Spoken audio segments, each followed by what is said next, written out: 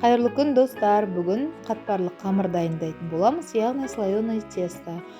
Ол үшін бізге бір жұмыртқамызды, суымызды, тұзымызды қосып, ұнымызды салып қамыр илейтін боламыз.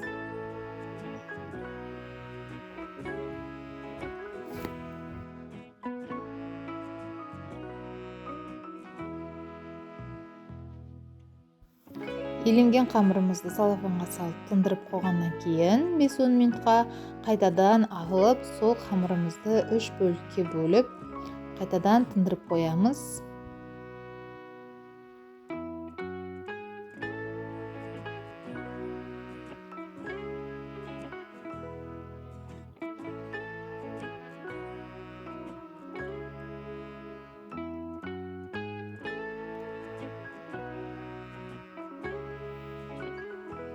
Енді сол 3 суала қамырымызды бәрін бірден жайып аламыз.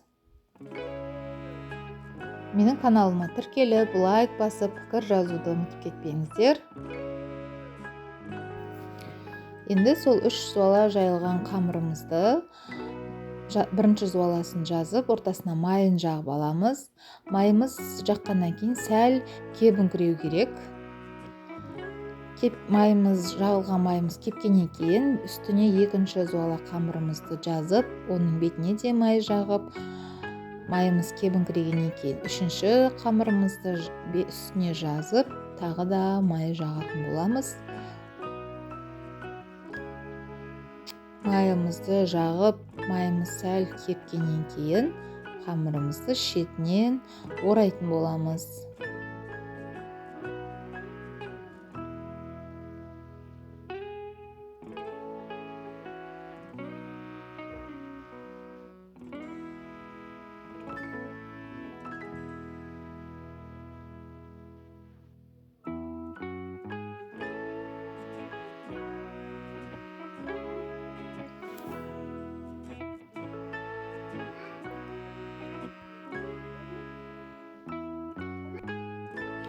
Қамырымызды осылай шетінен арасындағы түйіршіктердің бәрін жазып, нығыздап орайтын боламыз.